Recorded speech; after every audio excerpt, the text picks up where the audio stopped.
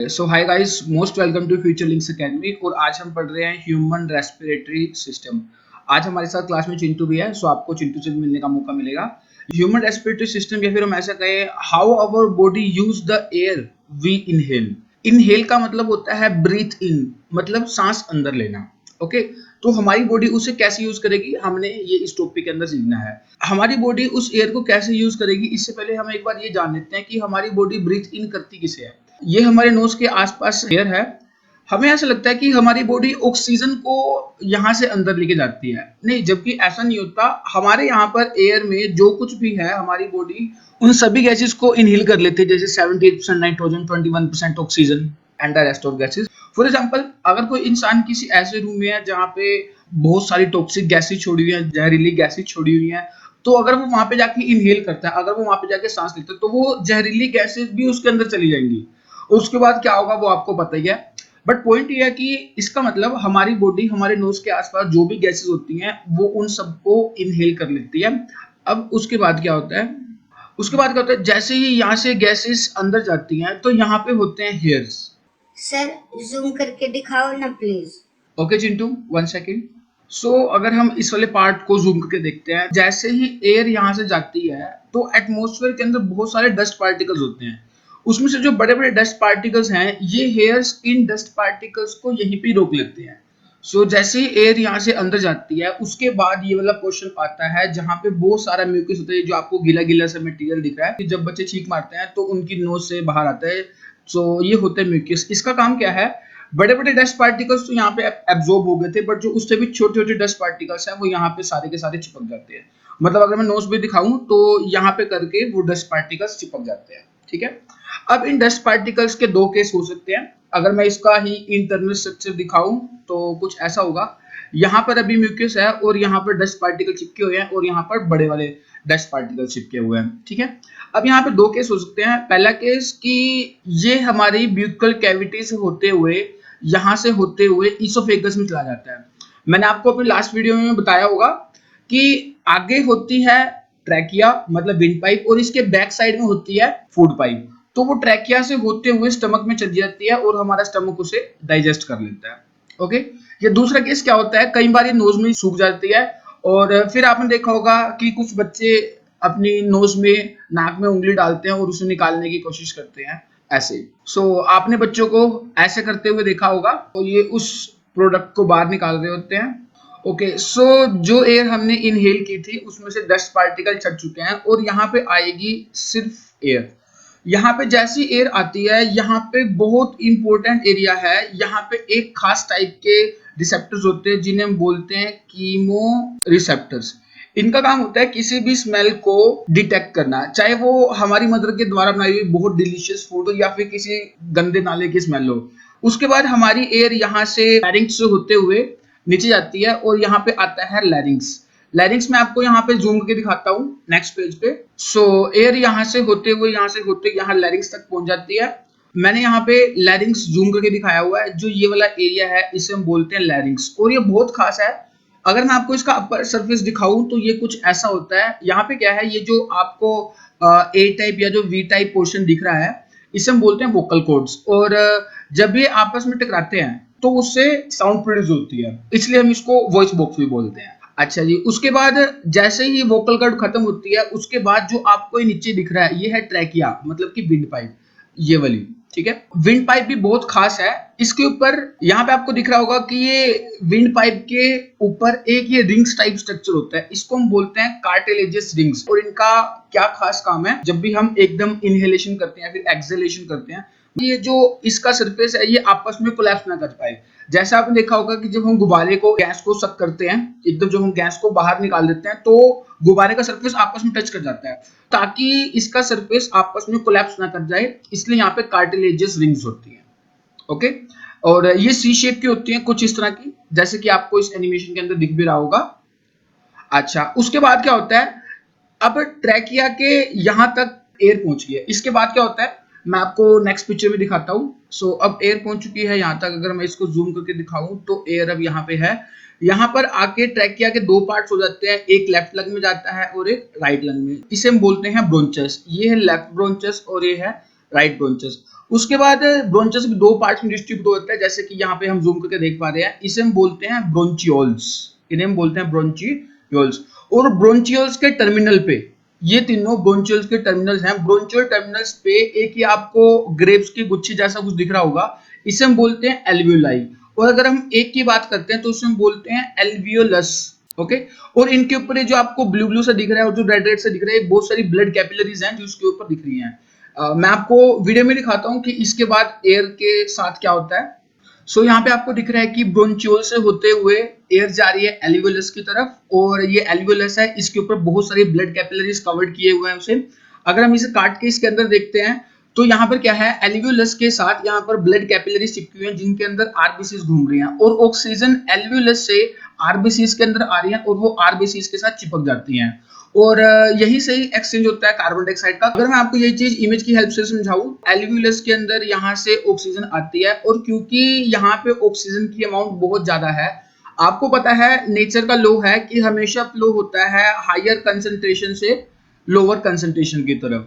तो यहाँ पे ऑक्सीजन की अमाउंट बहुत ज्यादा है, यहाँ पर हायर कंसंट्रेशन है, यहाँ से ऑक्सीजन जाएगी ब्लड कैपिलरीज के अंदर जहाँ पे लोअर कंसंट्रेशन है, और कार्बन डाइऑक्साइड की अमाउंट यहाँ पे ज्यादा है और वो वहां से जाएगी एल्वियोलाई के अंदर, और फिर ब्रोंचियोल्स ब्रोंचियाई से होते हुए वो चली जाएगी ट्रैकिया में और फिर नोज से बाहर। ठीक है, बट एक और बात, एक और खास बात, यहाँ पे जो आरबीसीज हैं इनके अंदर एक बहुत खास चीज होती है जिसको हम बोलते हैं हीमोग्लोबिन, इसे एचबी बोलते हैं शॉर्ट टर्म के अंदर। और यही हेमोग्लोबिन है जिसके साथ ये ऑक्सीजन अटैच होती है, जिसके साथ ये ऑक्सीजन चिपकती है और फिर वो आगे ब्लड वेसल्स में फ्लो करती है। तो हम देखते हैं कि ब्लड वेसल्स के अंदर ऑक्सीजन फ्लो करते करते कहाँ जाती है। जैसे ही ब्लड यहाँ से ऑक्सीजन को लेके आगे जाता है, वैसे ही वर्किंग में आता है हमारा सर्कुलेटरी सिस्टम। देखो लंग्स से यहाँ से जो आपको रेड रेस दिख रही है आर्टरीज, ये यहाँ से ऑक्सीजनेटेड ब्लड को, मतलब ऐसा ब्लड जिसके पास ऑक्सीजन है, वो वहां से लेके जा रही है ऑक्सीजन को, और ये बॉडी में जितने भी सेल्स हैं हर एक सेल्स को ये यहाँ से लेग्स के अंदर, हैंड्स के अंदर, हेड के अंदर, ब्रेन के अंदर, ये सबको डिस्ट्रीब्यूट कर देती है ऑक्सीजन को। और फिर उस ऑक्सीजन को हमारी बॉडी कैसे यूज करती है मैं आपको अगली पिक्चर के अंदर दिखाता हूँ। सो यहाँ पर दिखाया गया है कि ये जो छोटी ब्लड कैपिलरीज हैं, ये रहा, ये ब्लड को लेके पहुंच चुकी है हमारी बॉडी के सेल्स के पास। और यहाँ पे क्या होता है कि जो आरबीसीज हैं, जो रेड ब्लड सेल्स हैं, डिटैच फ्रॉम हेमोग्लोबिन, वहां से ऑक्सीजन आ जाता है सेल्स के पास। ओके, और फिर उस ऑक्सीजन को हमारे सेल्स यूज कैसे करते हैं मैं आपको दिखाता हूं। आपको एक बात और याद होगी, मैंने आपको डाइजेस्टिव सिस्टम में सिखाया था कि डाइजेशन के बाद जो छोटे छोटे फूड पार्टिकल्स हैं वो ब्लड के अंदर सर्कुलेट करते हैं, और वो फूड के पार्टिकल जिसमें ग्लूकोज होता है वो भी ब्लड के अंदर ही रिवॉल्व कर रहा होता है। और शायद आपको ग्लूकोज का फॉर्मूला याद होगा, C6H12O6। ओके, यहां से ग्लूकोज भी सेल के अंदर चला जाता है। अब सेल के पास दो चीजें हैं, एक ग्लूकोज और ऑक्सीजन। अब इनसे मिलके क्या होगा मैं आपको नेक्स्ट दिखाता हूं। सो यहाँ पे क्या है, सेल के अंदर ग्लूकोज भी आ चुका है। ग्लूकोज यहाँ पे आने के बाद इस सारे एरिया में, इसे हम क्या बोलते हैं, साइटोप्लाज्म। आपने 9th क्लास में सीखा होगा। साइटोप्लाज्म के अंदर वो टूट जाता है पाइरुवेट में, ग्लूकोज ब्रेकडाउन हो जाता है पाइरुवेट में। अभी पाइरुवेट क्या है, पाइरुवेट ग्लूकोज का ही टूटने के बाद एक ऐसा कंपाउंड बनता है जिसके पास 3 कार्बन होते हैं, तो वो टूट जाएगा 2 पाइरुवेट में। ग्लूकोज के पास कितने कार्बन होते हैं, 6, पाइरुवेट के पास कितने होते हैं, 3, तो वो 2 पाइरुवेट्स के अंदर टूटेगा। कहां पे, इन साइटोप्लाज्म। और ग्लूकोज को पाइरुवेट में टूटने के लिए कोई भी ऑक्सीजन नहीं चाहिए होती। अब क्या होता है, जो ऑक्सीजन ब्लड से इन सेल्स के पास आई है वो इस पाइरुवेट के साथ, जो यहाँ पे पाइरुवेट बना है उसके साथ ऑक्सीजन अटैच हो जाती है।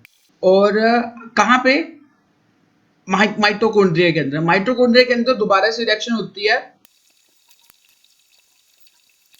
सो माइटोकॉन्ड्रिया के अंदर क्या होता है, जहां पे उसे ऑक्सीजन भी चाहिए होती है, और माइटोकॉन्ड्रिया के अंदर जो पाइरुवेट है, पाइरुवेट टूट जाता है कार्बन डाइऑक्साइड के अंदर, प्लस वो कुछ वाटर रिलीज करता है और कुछ energy in the form of ATP.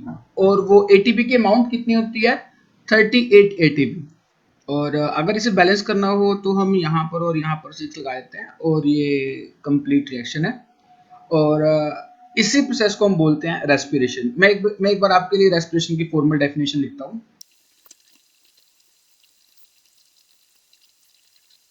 So respiration की डेफिनेशन में वही है जो हमने अभी यहाँ पे सीखा है। Respiration is the process of oxidation और breaking down of organic compounds particularly glucose.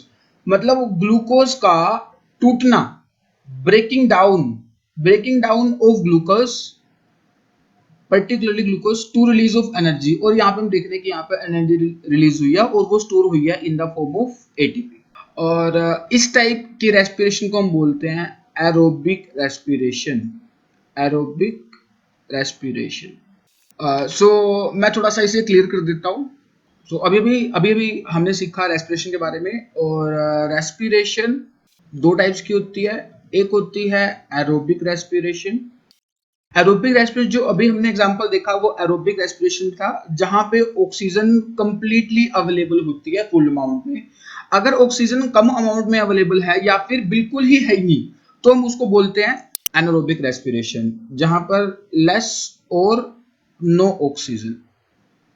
सो मैं यहाँ पर एक फ्लो चार्ट बनाता हूँ जो आपको रेस्पिरेशन को समझने में बहुत हेल्प करेगा।